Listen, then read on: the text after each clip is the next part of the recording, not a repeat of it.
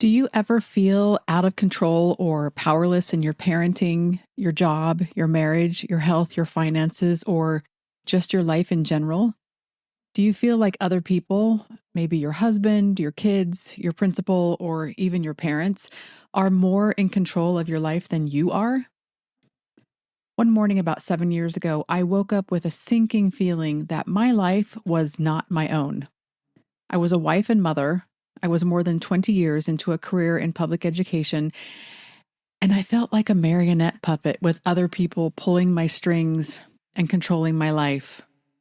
My husband and kids pulled the strings at home, my boss pulled the strings at work, and I felt completely powerless to do anything different. Even though I was in my 40s, I didn't feel like a grown-up. Maybe that sounds weird, but I didn't feel like I could really make my own decisions, at least not without a lot of anxiety over what other people thought. I just felt small and helpless, and I sat there and wondered, how did I get here? I used to think and act for myself. I used to have ideas and opinions and dreams. But that morning, I just felt trapped by my life and the expectations of others. I didn't realize it at the time, but that day was a turning point for me. It was the beginning of a pretty major paradigm shift in my life, a paradigm shift that's been occurring for years and is the impetus for the new title and focus of this podcast. Something small started growing within me that morning, and it started as an inkling that something was off, a hunch that something should and could be different. I didn't know what, but I figured at the very least I shouldn't be feeling like a little kid. Maybe you can relate to this, maybe not, but I wanted to feel like I had control over my life and my choices. I wanted to feel empowered in my life. If you can relate, if you want more control in your life, if you want to feel more empowered, this episode and this podcast is for you. So, let's get into it.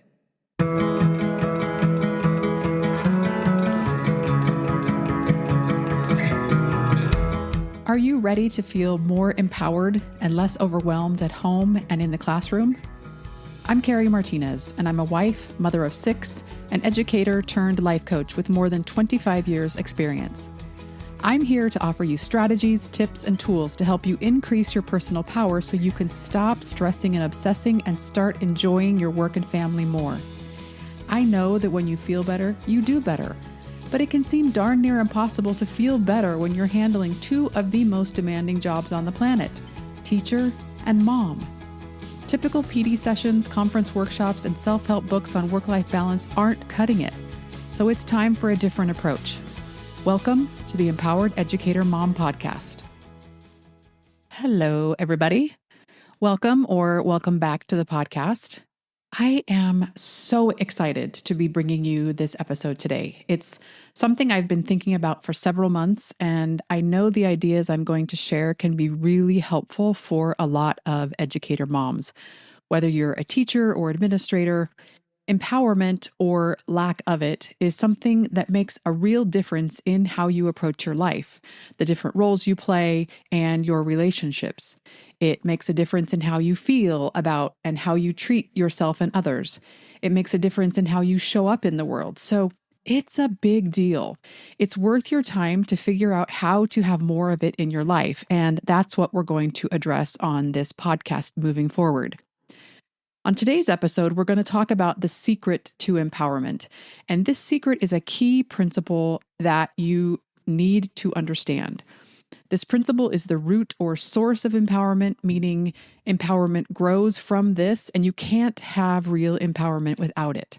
I'm also going to share some practical, specific ways you can apply this principle, and I'm going to give you a formula you can use to help you remember how to apply the principle to feel more empowered. Sound good? All right, let's do it. Let's start with what I consider to be the most important and often overlooked empowerment principle, the secret to empowerment. And I know that may sound a bit dramatic, but this principle is foundational to empowerment. As I mentioned earlier, you simply cannot feel or practice empowerment without it. And all the empowerment tools and practices I'll be sharing in future episodes are all rooted in this. So, what is this important foundational principle? It is, drum roll please, personal agency. Personal agency, or just agency for short, may not sound that exciting, but it is critical. It is the innate ability to make choices about your thoughts and actions, which then impact your life and outcomes. Agency is something you're born with. I personally believe it's a gift from God, and it grows with use and shrinks with disuse. I like to think we're born with these little seeds of agency inside us, and these seeds grow and develop throughout our life, depending on the nurturing they receive. I also want to note that, of course, other people may try to limit our agency, but they can't really extinguish it. Okay, so that's what personal agency is, but how does it relate to empowerment? Why is it so essential for empowerment? Well, let's start by talking about what empowerment is and what it's not. Broadly speaking, there are two types of empowerment. The first is where someone is given authority or power to do something or to act in some way by another person or group of people. For example, teachers are given the power to supervise and teach students. School administrators are given the power to supervise teachers and other staff. This power comes from a state credentialing agency, a school district, or sometimes an individual school. But the point is that not just anyone can walk into a school and assume the role of teacher or administrator, at least not legally. They have to be empowered by an external organization or agency first. You've probably also heard a priest or officiant at a wedding say something like, "By the power vested in me, I now pronounce you man and wife." The power to perform the marriage was vested in that person by a church or government or some other agency, right? This type of empowerment is not what I'm talking about. I'm talking about a second kind of empowerment, which is becoming stronger and more confident in navigating and directing your life. It's believing that you have the power to influence your life, to make a difference through your choices. Let me say that definition again. The empowerment I'm talking about is becoming stronger and more confident in navigating and directing your life. It's believing that you have the power to influence, to affect change in your life, to make a difference through your choices. Now, hopefully you noticed a connection between personal agency and this type of empowerment. Both involve your choices and their impact on your life, but agency is the ability itself to make the choices, and empowerment is the feeling that comes when you make the choices. Empowerment, or conversely, disempowerment, results from agency. It's a fruit of agency. That's why agency is such a powerful principle, and why I said earlier you cannot feel or act empowered without it. Now, because empowerment is rooted in agency, it inherits some of agency's characteristics. For example, like agency, empowerment isn't gifted to you by someone or something else. Well, unless you count God, but let's put that aside for now. My point is, you don't need to wait for someone else to bestow empowerment on you or give you permission to feel it, because it comes from something already within you, something you were born with. Also, empowerment grows as you recognize and appropriately use personal agency. It won't grow if you don't appropriately use your agency. In fact, when you misapply or ignore your agency, empowerment shrinks and it can even go dormant. So, how does one, quote unquote, appropriately use or conversely misapply agency? To answer that, let's think about what agency allows us to do and what its purpose is. Agency allows us to make choices, and those choices then impact our lives and the lives of those around us. As we experience the consequences of our choices and the consequences of other people's choices, good or bad, we learn about life and about ourselves. I, therefore, believe that the purpose of agency is to help us to evolve and grow, to progress. Now, our agency, our choices, give us some degree of control in our lives, but they definitely don't allow us to control everything, right? None of us is all-powerful. And I know that seems obvious, but sometimes we forget that, and we spend a lot of time trying to control things or worrying about things that we can't actually control, while simultaneously ignoring the things we can. Both of those, trying to control things we can't and ignoring things we can, are misapplications of agency. They're misapplications because, as I said earlier, agency is meant to help us evolve and grow, and those do the opposite. Trying to control things outside of our control wastes our energy and attention. It weakens our creativity and ability to see opportunities. It stops our progress and keeps us stuck. Our energy and attention are finite resources we spend through our choices. And when we focus on things outside of our control, we spend those resources on things that give us nothing in return. It's like throwing money in the trash. If we instead spent those resources on things we can control, we'd get a lot more in return. Now, I'm not saying that focusing on what you can control is always easy or that you'll always love your options. What you can control is pretty limited compared to what you can't control. And it is super easy to fall into the trap of wishing you had control over more things than you do. But to quote Shakespeare's King Lear, that way madness lies. It's madness because wishing you had control over more things won't actually give you control over more things, right? I mean, I can wish I had control over what my kids and my husband or my principal or the state legislature or my neighbor does, but wishing won't make it so. Now, look, I wish that wasn't the case, but it is. And one of the best and most empowering uses of our agency is to choose to acknowledge what is. Own what's in your control and what is not. Choose to stop arguing with the reality of what is and is not in your control. Byron Katie says, when you argue with reality, you lose, but only 100% of the time. Now, acknowledging reality doesn't mean you do nothing. It doesn't mean you become a doormat or an uncaring robot. If something wrong or bad is happening in your life, I'm not saying you need to sit back and passively take it, although sometimes you might decide to do that.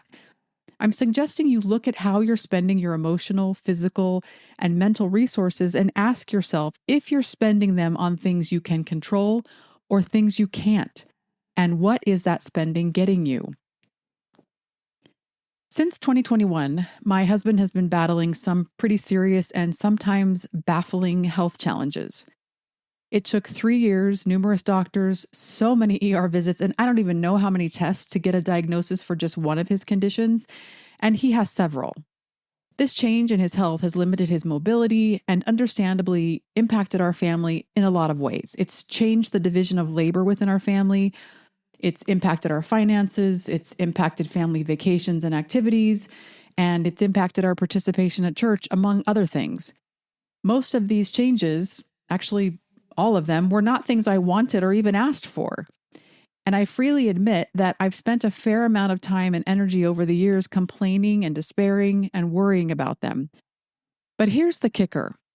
None of that complaining, despairing, and worrying has changed my husband's health. He still has the same health challenges. Me thinking things like, he shouldn't have these challenges and this isn't fair, doesn't change anything. The reality is he does have these challenges. Fair or not, this is what we're dealing with. Now, does this mean I think it's wrong or bad for me to think he shouldn't have these challenges or this isn't fair? Is it wrong or bad for me to feel worried or sad or frustrated or angry about any of this? No, absolutely not. I think those thoughts and feelings are normal and healthy considering the situation. I'm not suggesting that I or my husband or our kids or anyone else should be an unfeeling robot. And I'm not even suggesting that arguing with reality is bad or wrong. Now, if you're like, wait, what? I thought you told us to stop arguing with reality. Just give me a minute. It is perfectly fine to argue with reality. We all do it from time to time. It's a normal human response. I don't know if we could stop doing it 100% if we tried. But even though it's perfectly okay for me to argue with reality by saying my husband shouldn't have these challenges, I know it's also disempowering for me to do so. When that is what I focus on, all I see is the problem. When I focus on how this isn't fair, all my brain does is look for and find further evidence that this is indeed not fair. And how does that help me or him? It doesn't. It keeps me stuck and spinning in worry, despair, frustration, even resentment. It keeps me disempowered because all of my focus and energy is being spent on things I can't control. But what if I choose to spend my focus and energy on something within my control instead? If I shift my focus from, he shouldn't have these health challenges, to, okay, he has these health challenges. Now, what do I want to do? How do I want to show up? That doesn't make me love that he's suffering. That would be weird. But when I shift my focus like that, I feel much more empowered and I open myself up to other options. So, what do I want to do? Well, I've decided I want to keep taking care of him, talking to his doctors and discussing treatment options. And sometimes I want to hide in my room and binge Netflix or go somewhere to be alone. How do I want to show up?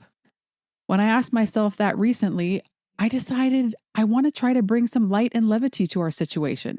I want to find some humor in what we're going through to ease the tension a bit. I want to be compassionate and caring when things are hard for him and for me and for our kids. And sometimes I want to cry and get mad about it. Sometimes I want to feel sorry for myself and the family and throw a little pity party. But can you see how much more empowering that is when I accept reality and focus on what's in my control? It doesn't mean I'm happy and passive all the time. Quite the opposite. I still flip-flop between empowerment and disempowerment with this. Some days are much harder for me to stay out of, poor me, this is so hard and I don't want to do this anymore mode. But I'm human, so that's okay. I'm never going to be perfect at this, and I don't have to be. I'm just trying to spend more of my time and energy focusing on what's in my control than not, which, as I said, is a tall order some days. But when I am able to do it, it puts me more in the driver's seat of my emotions, my life, and my experiences. I don't want you to choose to stop arguing with reality at least some of the time because doing so is bad. I want you to choose to stop arguing with reality for your own sake, because you'll be more empowered to create what you want in your life, to positively impact your life and your future. Arguing with reality is like putting your foot on a brake pedal.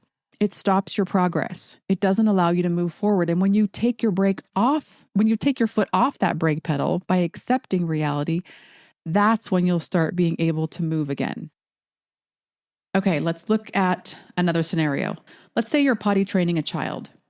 If you haven't had the pleasure of experiencing this, you might not fully relate, but just hang with me. In potty training, there are things as a mom you can control, and there are definitely things you can't. For example, you can control when you start the potty training process and the method or approach you use, but you can't control how long the process is going to take. You can't control how your child is going to respond to the method or methods you try. Certainly, you can do things to try to influence those, but you can't dictate a completion date because you can't control your child's biology. Let's say the process is taking longer and is much more challenging than you expected, which, side note, is often the case. If you respond by thinking and saying things like, he should be potty trained by now, or why is this taking so long, or I hate this, or this is so hard, notice where you're spending your energy and attention. You're spending those resources arguing with reality, and you're putting yourself in a very disempowered state. You limit your ability to respond to the situation in a helpful way. I totally get that you don't think this should be taking as long as it is, and it's hard, and you don't want to change the bed sheets again. And you're not wrong in thinking any of that, but the reality is, it is taking this long. It is hard, and your child had another accident in bed. How does arguing with those things, thinking any of them should be different, how does that help you? For your sake, I want you to accept reality at least some of the time so you can give yourself the opportunity to feel more empowered and more at peace. Again, I'm not saying arguing with reality is bad, nor is feeling frustrated, overwhelmed, or even desperate. Those would be natural and normal emotions in this situation. Complaining about it, crying about it, and even screaming about it might be normal and appropriate at times too. Have you ever heard the phrase, it's a nice place to visit, but I wouldn't want to live there? I think of disempowerment kind of in a similar way. It's okay for me to visit from time to time, but I don't want to live there. It's okay for me to argue with reality and fixate on things outside of my control from time to time, but I don't want that to be my primary focus. I don't want to live in the land where I argue with reality all or most of the time. Let's talk about one more scenario, something work related this time. Let's say your principal or someone in a position of authority over you is handling something in a way you don't like. Maybe you don't like the expectations they have around lesson plans, or the amount of money they've allotted for your department, or how they handle student discipline, or how they manage the recess or bus duty schedule. Maybe you disagree with how they handled a parent complaint, or you think they give preferential treatment to certain staff members. There are a lot of possibilities here, right? Our default human response is typically to say things like, "It's not fair. They're doing it wrong. They're asking too much. They're being ridiculous or unreasonable. They're playing favorites," and on and on. These are normal, understandable, totally valid responses. However, let's consider what's in our control here and what isn't. Like it or not, we cannot control what the principal does or says. We can't control if they like some staff members more than others. We can't control what they think of us or anyone else. And that's probably disappointing, but something I find super helpful when I'm wishing I could control someone else is to reverse it in my head. Would I want that other person to be able to control me? My answer is always a resounding no. And then that helps give my brain a little perspective on them and me wanting to control them. After that, we can ask, what is in our control? Well, we can control what we think, feel, do, and say. We can control how we show up as an employee. So, how do we want to show up? Regardless of what the principal does or says, what kind of staff member do we want to be? What do we want to spend our energy and focus on? Do we want to fixate and complain about what the principal did? Do we want to schedule an appointment to talk to the principal? Do we want to try and see things from their perspective, to put ourselves in their shoes for a minute? Do we want to involve a union rep or file a grievance? Do we want to accept whatever it is and shift our focus to something completely different? Do we want to acknowledge that we're human, that the principal is human, and we're going to have differing opinions about how to handle things, and that that's ultimately okay? Do we want to consider there may be extenuating circumstances or outside factors affecting the principal's decision that we're not aware of? Do we want to apply for a transfer or look for another job? The point is, passivity and griping aren't your only two options. You have many more possibilities. So, what feels right to you? What feels like how you want to show up, like how you want to be as a person or staff member? What feels like you being your best self? Or what feels like the next right thing for you to do? You can't control the principal, period, full stop. Be that as it may, our brains still like to tell us that if we could just get them to see things or do things our way, life would be so much better, right? Believe me, I understand and can relate to that logic. But remember, wishing doesn't make it so. When you argue with reality, you lose 100% of the time. You lose all of the time and energy and attention you invest in arguing with reality. And is that helping you? If it's not, decide what's in your control that you want to spend your attention and energy on instead. Okay, hopefully those scenarios were helpful in understanding how you can apply your agency and how that affects your sense of empowerment. The last thing I want to leave you with is a formula I came up with for empowerment. It's something I'm still kind of playing around with, but I like it because it shows the relationship between agency and empowerment, and it clarifies your role in your own empowerment. Now, I love math, so I tend to love formulas, but if you don't, that's okay. This formula is pretty simple. The formula is empowerment equals choice times attention plus energy. Empowerment equals choice times attention plus energy. And what this formula says is that the amount of empowerment you feel comes from your choice of or agency over how you spend your attention and energy.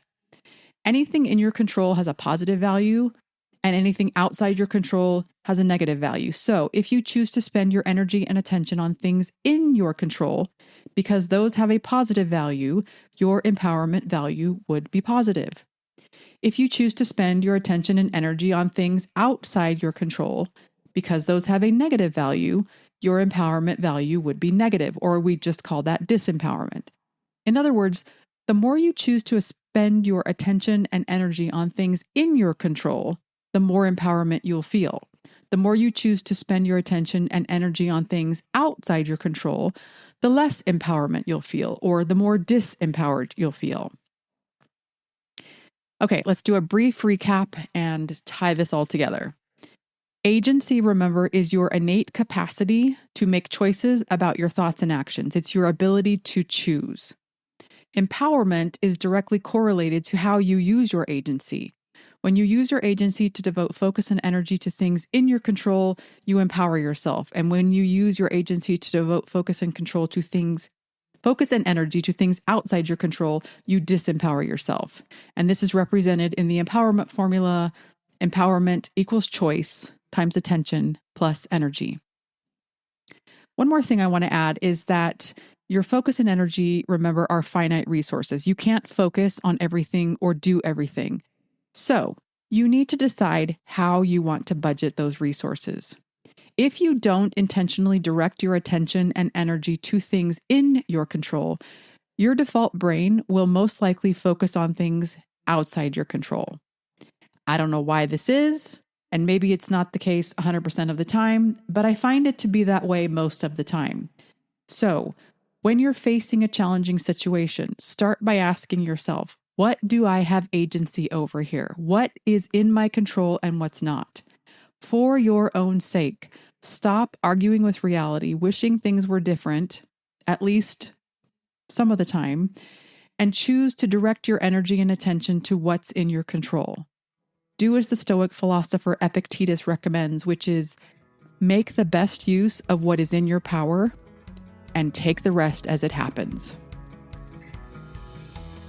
Thank you for listening to this episode of the Empowered Educator Mom podcast. To see show notes and a transcript, go to kerimartinez.com/podcast. That's KeriMartinez.com/podcast. If you have a comment or a question you'd like to share, you can text me through the link in the show notes. And if you loved the episode, please share it with another educator mom. Grab the link and text it, email it, or post it on social media.